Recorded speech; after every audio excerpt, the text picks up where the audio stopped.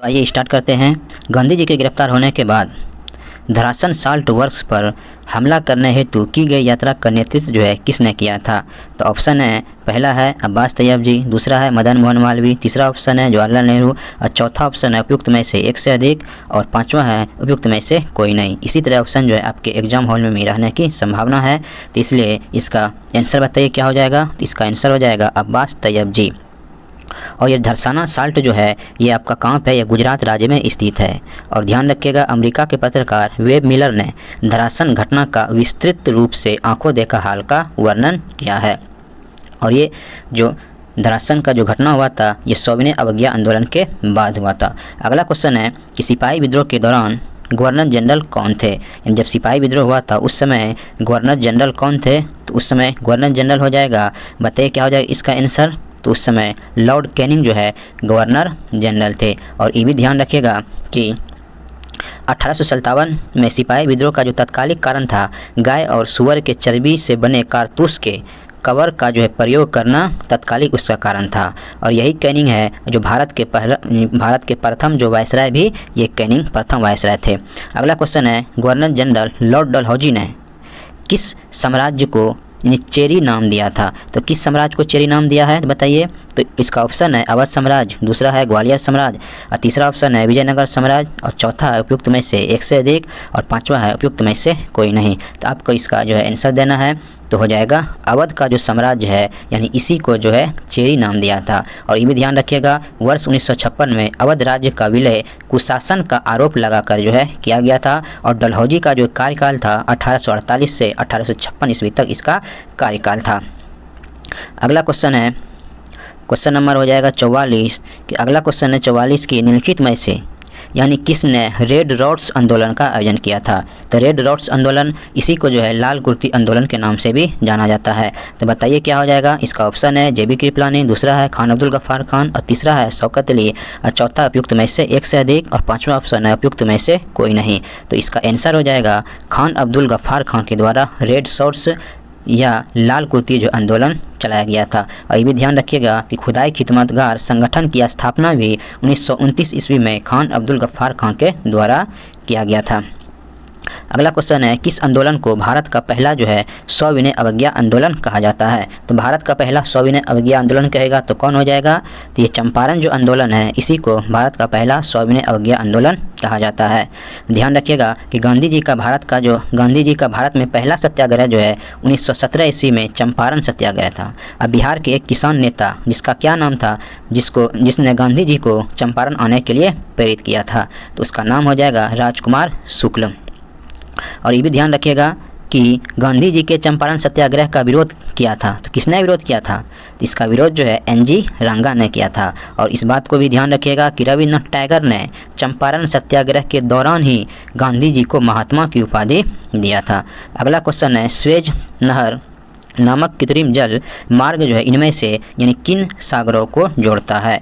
तो स्वेज नहर जो है किसको किसको जोड़ता है? पहला ऑप्शन है भूमध्य सागर और लाल सागर, दूसरा है कैस्पियन सागर और भूमध्य सागर और तीसरा ऑप्शन है काला सागर और लाल सागर और चौथा ऑप्शन जो है उपयुक्त में से एक से अधिक या पांचवा है उपयुक्त में से कोई नहीं। तो इसका आंसर बताना है क्या हो जाएगा? तो इसका आंसर हो जाएगा भूमध्य सागर को लाल सागर से जोड़ता है। ध्यान रखिएगा कि स्वेज नहर का जो राष्ट्रीयकरण मिस्र के राष्ट्रपति अब्दुल नासिर ने यानी 1956 ईस्वी में किया था। तो ध्यान रखिएगा इसको कि इसका राष्ट्रीयकरण जो है 1956 ईस्वी में किया गया था।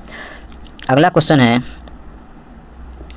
कि हडसन नदी निम्नलिखित में से किस शहर से होकर बहती है? तो हडसन नदी जो है किस शहर से होकर बहती है? पहला ऑप्शन है बैंकॉक, दूसरा है न्यूयॉर्क, तीसरा लंदन और चौथा उपयुक्त में से एक से अधिक और पांचवा उपयुक्त में से कोई नहीं। तो आपको इसका आंसर बताना है क्या हो जाएगा? तो जो हडसन नदी जो है यानी न्यूयॉर्क जो है शहर से होकर बहती है। और ये भी ध्यान रखिएगा ये जो लंदन है ये किस नदी के किनारे बसा हुआ है? तो ये हो जाएगा टेम्स नदी के किनारे लंदन बसा हुआ है। अगला क्वेश्चन है, निम्नलिखित में से कौन सा जलडमरू मध्य आर्कटिक महासागर को प्रशांत महासागर से जोड़ता है? जो आर्कटिक महासागर है उसको प्रशांत महासागर से कौन सा जलडमरू मध्य जोड़ता है? तो पहला ऑप्शन है बेरिंग जलडमरू मध्य, दूसरा है नॉर्वेजियन जलडमरू मध्य और तीसरा बिफोर्ट जलडमरू मध्य। अब चौथा ऑप्शन है उपयुक्त में से एक से अधिक या पांचवा उपयुक्त में से कोई नहीं। तो इसका आंसर बताइए क्या हो जाएगा? इसका आंसर हो जाएगा बेरिंग जल डमरू मध्य जो है आर्कटिक महासागर को प्रशांत महासागर से जोड़ता है, और बेरिंग जल डमरू मध्य जो है अलास्का एवं रूस के बीच स्थित है। अगला क्वेश्चन है इडुक्की जल विद्युत परियोजना इनमें से किस नदी पर बनाई गई है? तो इडुक्की जो जल विद्युत परियोजना है बताइए कि किस नदी पर बनाया गया है? तो ये हो जाएगा पेरियार नदी पे बनाया गया है, और ये पेरियार नदी जो है कहाँ पे है? ये केरल में है। ये केरल की जो है यानी पेरियार नदी जो है केरल की राज्य की सबसे लंबी और बड़ी नदी है। अगला क्वेश्चन है हीराकुंड बांध किस नदी पर बना है? तो हीराकुंड जो बांध बना है ये हो जाएगा किस नदी पे? तो ये महानदी पे जो है हीराकुंड बांध बना है। और ध्यान रखिएगा हीराकुंड बांध का निर्माण जो है 1948 से 1953 ईस्वी के बीच में किया गया। हीराकुंड बांध जो है विश्व का सबसे लंबा नदी जो है बांध है, और इसकी लंबाई कहेगा तो 4800 मीटर जो है यानी इसकी लंबाई है। अगला क्वेश्चन है सेफ चैंपियनशिप 2022 का खिताब कुवैत को हराकर जो है किस देश ने जीता है? तो बताइए क्या हो जाएगा इसका आंसर? तो सेफ चैंपियनशिप 2023 का खिताब जो जीता गया है तो ये हो जाएगा भारत के द्वारा, यानी इस खिताब को जीता है। और ध्यान रखिएगा यानी पेनाल्टी शूट में भारत ने जो है कुवैत को हराया है, और उस समय यानी भारतीय फुटबॉल टीम के कप्तान कहेगा तो सुनील छेत्री जो है इसके कप्तान थे।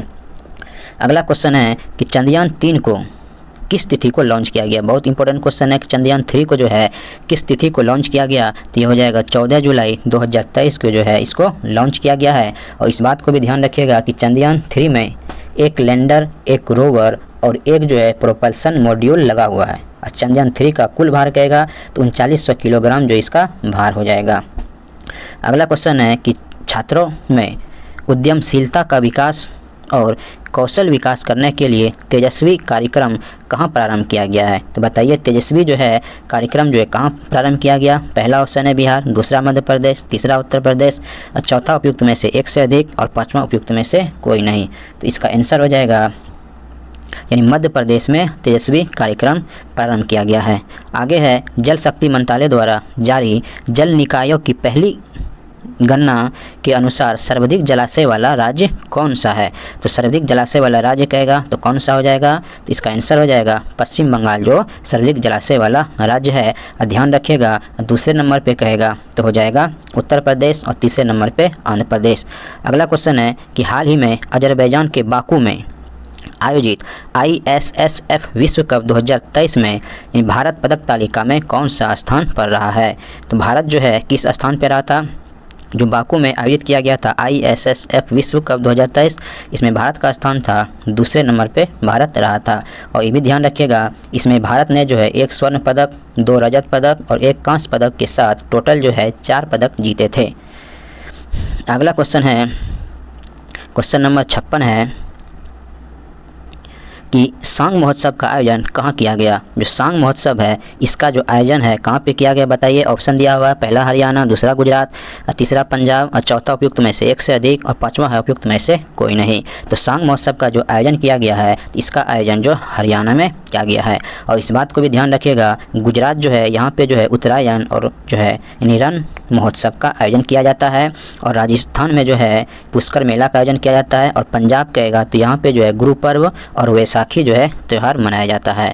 अगला क्वेश्चन है किस राज्यों में राज्य खेल पुरस्कार एवं सम्मान योजना जो है प्रारंभ करने की घोषणा की गई है? तो ये पे कहाँ पे किया गया है? तो ये हो जाएगा बिहार में इसका यानी जो है योजना प्रारंभ करने की घोषणा किया गया है। ध्यान रखिएगा इसको। और अगला क्वेश्चन है कि हाल ही में विश्व महासागर दिवस 2023 कब मनाया गया? तो विश्व महासागर दिवस जो है 2023 कब मनाया गया है? तो ये हो जाएगा 8 जून को मनाया गया है।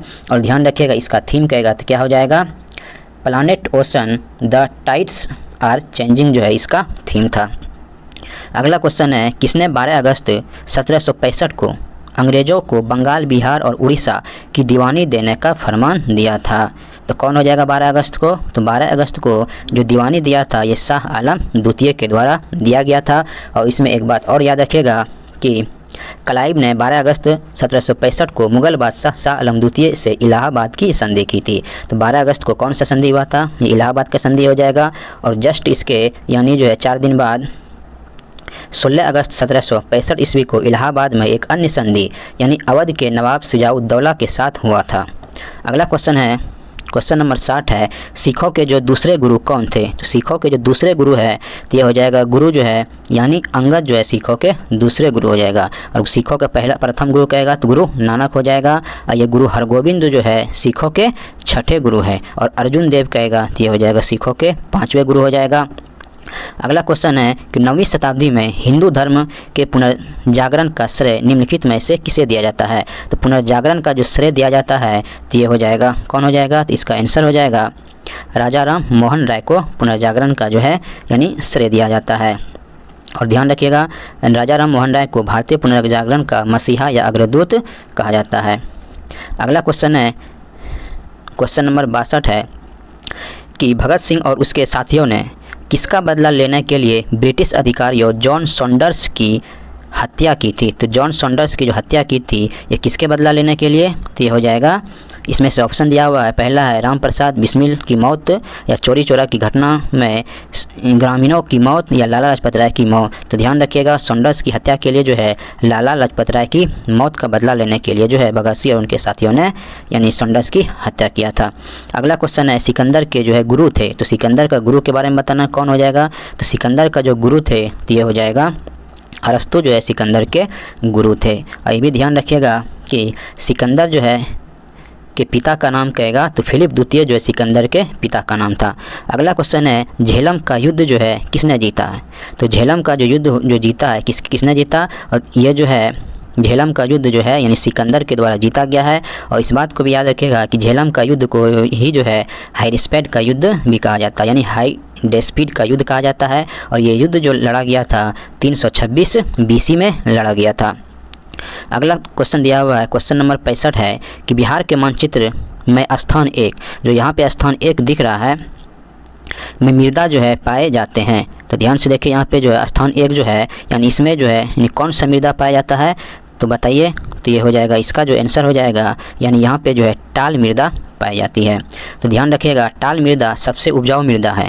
यह जो है 8 से 10 किलोमीटर गंगा के दक्षिण में अवस्थित है। यह रबी फसल के लिए सर्वाधिक जो है उपयुक्त है। और बलथर मृदा जो है ये कहाँ पाया जाता है? तो बलथर मृदा कहेगा तो ये कैमूर क्षेत्र में पाया जाता है। और बलसुंदरी मृदा कहेगा तो ये बलसुंदरी मृदा जो है यानी सहरसा और चंपारण के आसपास पाया जाता है। अगला क्वेश्चन है क्वेश्चन नंबर हो जाएगा 66 कि विश्व व्यापार संगठन की स्थापना हुई थी। तो विश्व व्यापार संगठन की स्थापना कहेगा तो कब हो जाएगा? तो इसकी स्थापना जो है यानी 1995 ईस्वी में इसकी स्थापना की गई। ध्यान रखिएगा 1 जनवरी 1965 को WTO यानी वर्ल्ड ट्रेड ऑर्गेनाइजेशन यानी विश्व व्यापार संगठन की स्थापना हुई है। और इसका मुख्यालय कहेगा तो इसका मुख्यालय जो है जेनेवा में स्थित है। अगला है कि कांडला पत्तन यानी पोर्ट कहाँ स्थित है? जो कांडला बंदरगाह है तो ये कहाँ स्थित है? तो ऑप्शन है कच्छ की खाड़ी, कोरी क्रिक, और तीसरा है खंबात की खाड़ी, या चौथा उपयुक्त में से एक से अधिक, या उपयुक्त में से कोई नहीं। तो इसका जो आंसर हो जाएगा ये हो जाएगा कहाँ पे है? ये हो जाएगा यानी जो कच्छ की खाड़ी में हो जाएगा ये कांडला पत्तन। अगला क्वेश्चन है गंगा बरहमपुर डेल्टा क्षेत्र का वन निम्नलिखित में से किस नाम से जाना जाता है? जो गंगा बरहमपुर डेल्टा क्षेत्र है यहाँ के वन को किस नाम से जाना जाता है? तो यहाँ का वन जो है यानी सुंदर वन डेल्टा के नाम से जाना जाता है।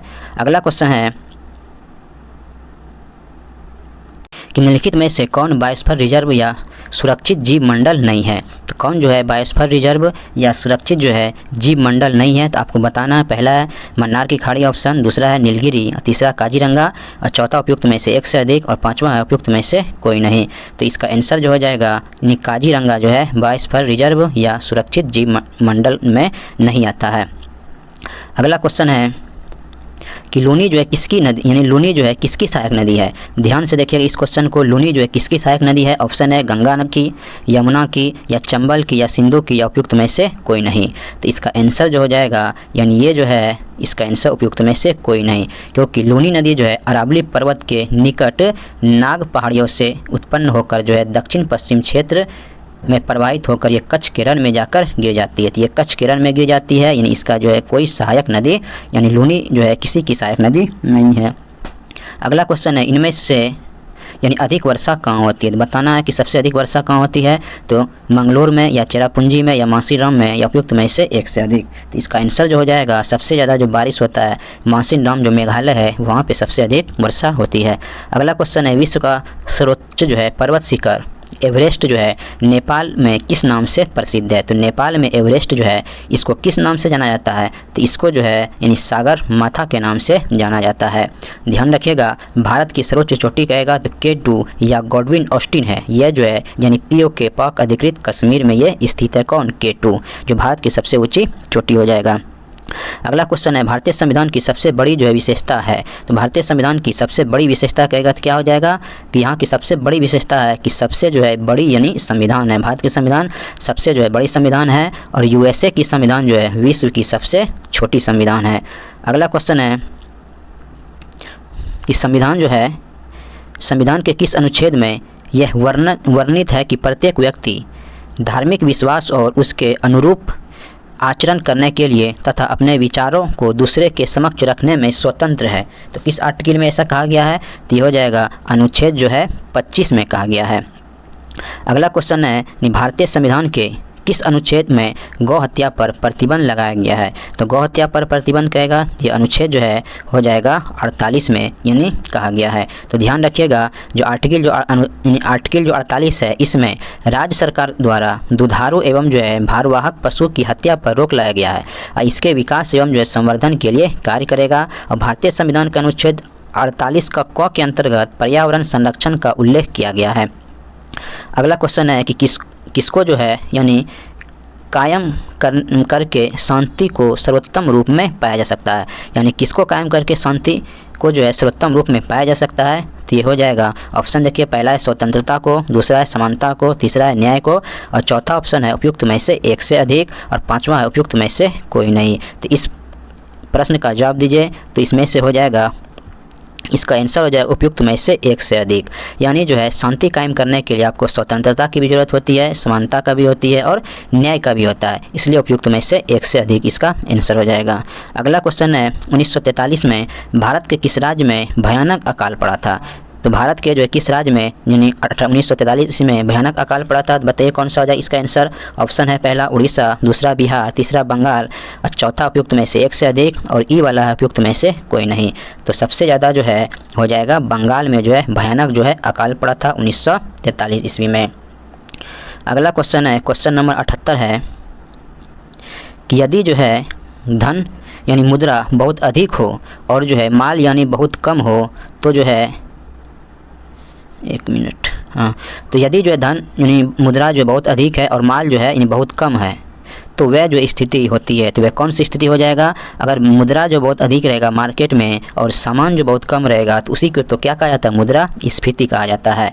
यानी जो है महंगाई जब बढ़ने लगता है तो क्या हो जाएगा, मुद्रा मार्केट में अधिक है और वस्तु जो कम है उसी को जो है मुद्रा स्फीति कहा जाता है। और अगला क्वेश्चन है, मुद्रा स्फीति का तात्पर्य क्या है। ये मुद्रा स्फीति जो है इसका तात्पर्य हो जाएगा क्या होगा, इसका तात्पर्य जो है मुद्रा आपूर्ति में वृद्धि, तभी तो मार्केट में मुद्रा जो है अधिक मात्रा में पैसा अधिक मात्रा में है, आपूर्ति में वृद्धि है तभी तो, यानी उसी को जो है मुद्रा स्फीति कहा जाता है। अगला क्वेश्चन है, क्वेश्चन नंबर 80 है कि केंद्र और राज्य के बीच कुछ कर संसाधनों के वित्तीय विवरण का जो है निपटारा निम्नलिखित में से किसके द्वारा किया जाता है। जो केंद्र और राज्य के बीच जो कर होता है उसके संसाधनों के वित्तीय जो विवरण करना है तो किस के द्वारा किया जाता है, किस आयोग के द्वारा किया जाता है। तो इसका आंसर हो जाएगा वित्तीय आयोग के द्वारा किया जाता है।